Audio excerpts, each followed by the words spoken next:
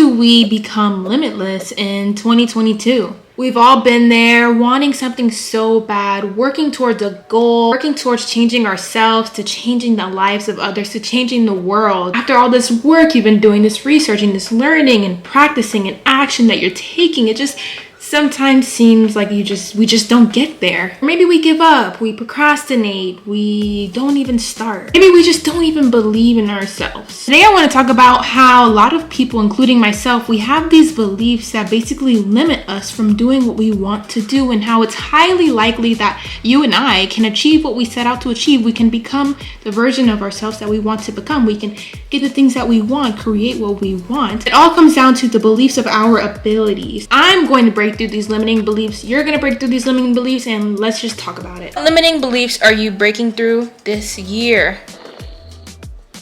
A person that believes they can and a person that believes they can't are both actually right. The power of belief can make the difference between passing a test, failing a test, fixing a relationship, doing good at a job, learning a new language. The power of belief is really what dictates our trajectory in life, and in all forms, in all ways.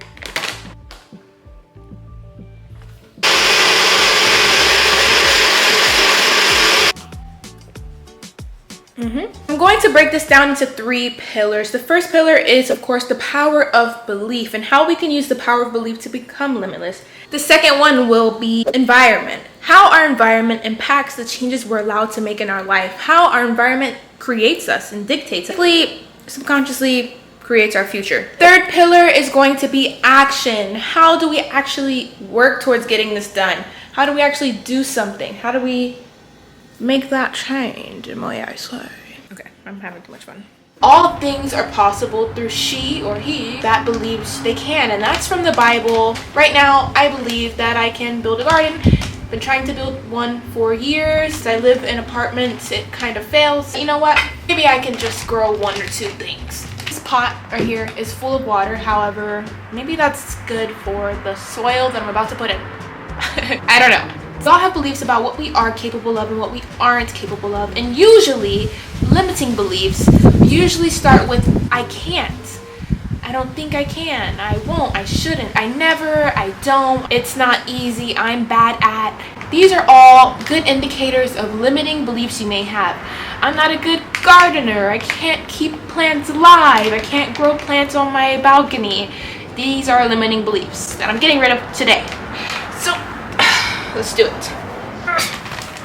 Oh wow, that's a lot of water. This is what was meant to happen. There's a lizard hiding there. Sorry, lizard, but I had to take my stuff back. The main thing that I'm trying to point out here is how can you and I point out our limiting and negative beliefs about our capabilities and replace those with more positive ones. Think about it. When we were children, and from the age we were born to the age of 7, our brain is in sort of a learning state where everything we hear, everything we see, everything we consume is programming us. Brain waves are at a very receiving state where that is supposed to be the part of our life where we learn the most. That's how we develop our personality. We become who we're meant to be. This is the point where we're learning how to be a human. When you are a child, you look up to your parents or any adults that are near you, and they are the ones that usually tell you what you can and can't do, what's possible and not possible, what job to get, what's scary and what's not scary, what to trust and what not to trust, what to buy, what to eat. A lot of our limiting beliefs can come from the people who were around us in that stage of our life. All right, I'm back, besties.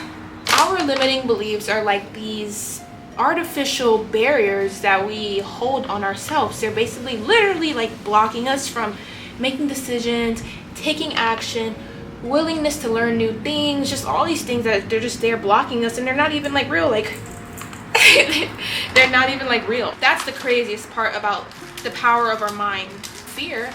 You're so scared. For me, I'm like scared of roller coasters. You can beg me to go on a roller coaster and the answer is just no.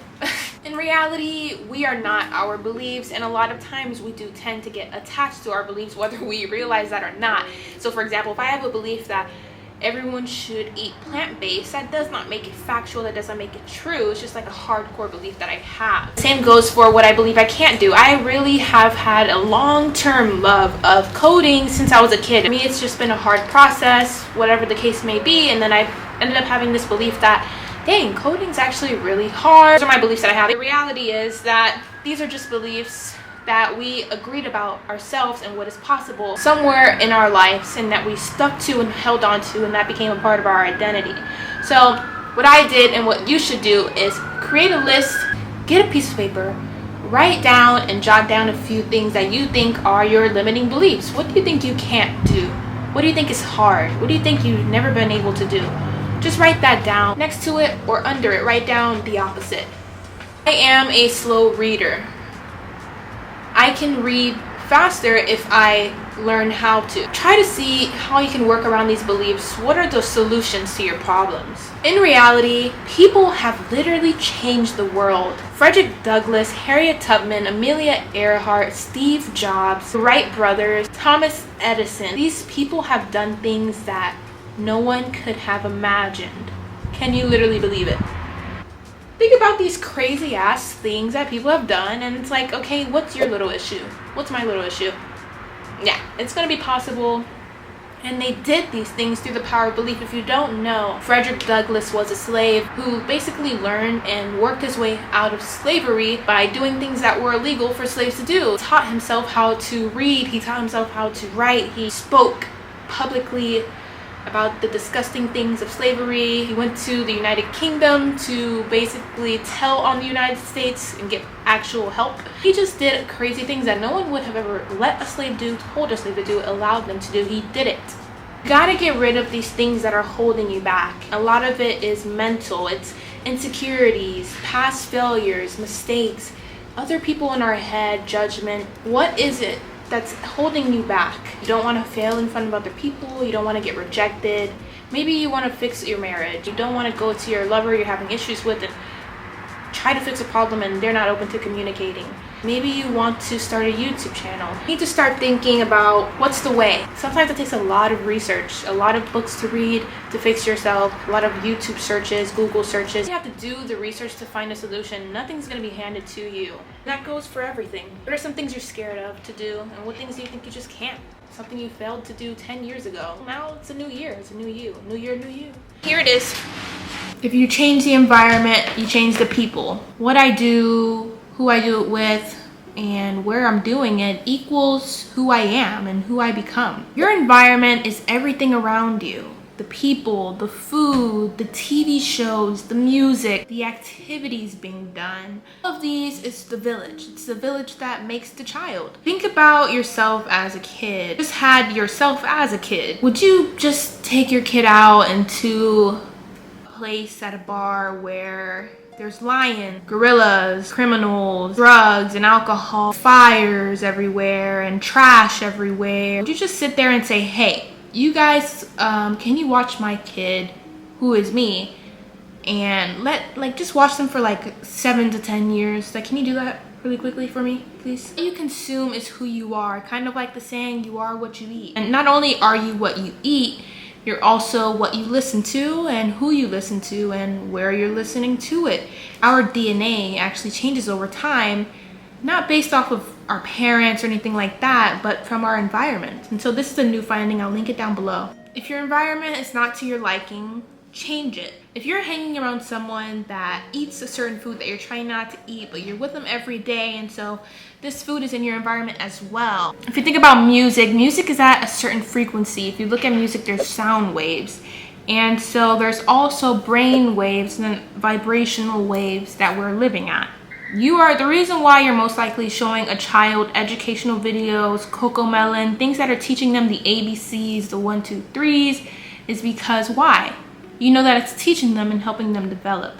However, that same part of our brains is still in there, so whatever we watch, whatever we listen to is also teaching us how to be, whether we realize that or not. So if we're listening to music about hurting people, cheating on people, stealing, most likely gonna teach us and reprogram the subconscious side of our brain to become sad, to want to do these things. The same as with watching films.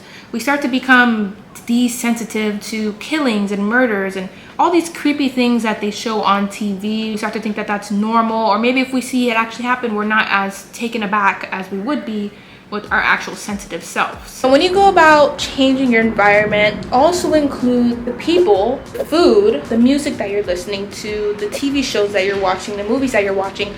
What can you incorporate and what can you take out that'll help you go into the person that you want to be? What can you plus and what can you minus? If you want to eat healthier, you're probably going to change your environment by not purchasing snacks and food that you know is not healthy for you. If you want to start working out, you want to go ahead and find a place to work out at. If you want to start reading, you will buy a book and place it next to your bed so that when you wake up, it's right then and there for you. You want to stop drinking, and the friends that you have every weekend, they go out to the club and drink. Stop hanging out with them at the club and drinking and tell them, hey, I love you as a friend. I want to hang out. Not here, not at nighttime, not around drinks. If they don't respect that, if they don't support that, and they're still trying to peer pressure you into drinking, they're not your friend. If someone doesn't support the changes that you're trying to make, whether they agree with it or not, if it's your choice to make a change and they're not helping you with that, or at least being okay with that, then they're just not supposed to be in your life when the change is meant to be there. This is the perfect spot to make a video. There's so many peacocks here. Oh my gosh, there's so many. This is like the perfect place to record. Welcome to Florida. The last thing is action. Let's say you have something super huge to do and it's just overwhelming. Like you have to talk to someone about something that's just so stressful and huge. It's a big deal. You have to start a new project. It's so much work. You have to fix a problem. It's so much work. Like whatever it is, the goal, the mission, the problem, it might be just so much work to do or just so emotionally taxing on you. And so the number one thing that I like to do is just break it down into smaller steps. Take this huge thing and then see the little intervals, see the little small tasks that it takes to complete it, to get it done. Make time for that. And so let's say you want to finish reading a book. One thing that I read was to have these mini habits. And for me, I used to want to read more books. These books would be almost 400 pages, 350 pages. And so I would just go in and I'll say, okay, let me just read one chapter. Let me just read 20 pages. If I could get through that, then if I do that every day, eventually I'll finish the book. However, when I sat down and started to read, I would just get captivated by these books, and I would eventually probably read 2 chapters or more. So I would say really see what you can do to try to make it smaller and easier for you going in. And then also you really just want to set aside time. When and where are you going to work on this activity? When and where are you going to have these conversations? Set a place, set a time, an amount of time to dedicate and focus solely on that task. The last thing I would say is just don't be so hard on yourself. If we're always beating ourselves up about things that we procrastinated on, things that we gave up on, but it's time to just say, hey, if I miss a day going to the gym, if I miss a day doing this, working on that, it's okay. Every day's a new day. Every day's a new start. Just be easy on yourself, and that'll make the task or whatever you're trying to do or create or work on a lot easier mentally for you to start or begin or go back to. Be easy on yourself. Let yourself miss a day, and if you really want to, say, okay, no more than 2 days missing, depending on what it is. Look at how cute these little dang, I forgot what they're called already. Look at these cute little peacocks. Look at them. Oh, so cute. I want to get close in on them. There's just so many. I have to take a video.